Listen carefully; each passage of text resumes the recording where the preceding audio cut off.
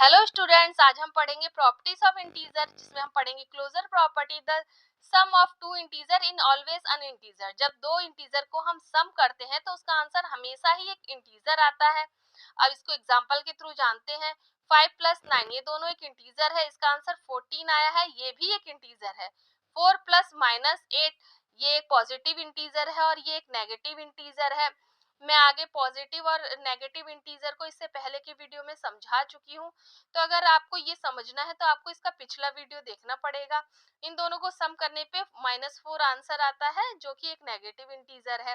तो हम कह सकते हैं कि दो इंटीजर को अगर हम सम करते हैं तो उसका आंसर हमेशा ही एक इंटीजर आता है।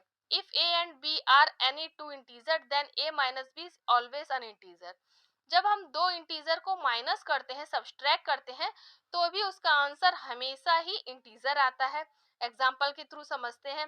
2 - 5 = -3 ये दोनों इंटीजर्स हैं, इसका आंसर एक इंटीजर आया है। तो हम कह सकते हैं कि दो इंटीजर को अगर हम माइनस करें तो उसका आंसर भी एक इंटीजर ही आएगा। अब -2 -6 इसको हम -2 + -6 भी लिख सकते हैं, क्योंकि प्लस माइनस माइनस हो जाएगा और ये -6 इस तरह हम इसको लिख सकते हैं। इसका आंसर भी एक इंटीजर आया है।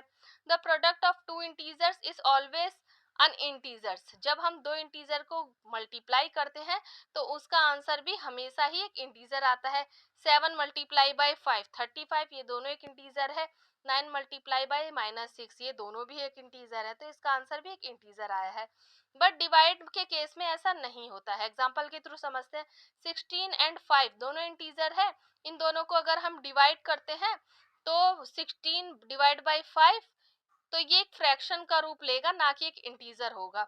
तो हम कह सकते हैं कि क्लोजर प्रॉपर्टी कहती है कि वो डिवाइड क्लोजर प्रॉपर्टी कहती है कि दो इंटीजर को हम ऐड करेंगे, सब्सट्रैक्ट करेंगे और मल्टीप्लाई करेंगे तो आंसर इंटीजर आएगा, बट डिवाइड करेंगे तो उसका आंसर इंटीजर नहीं आएगा। Thank you watching my video.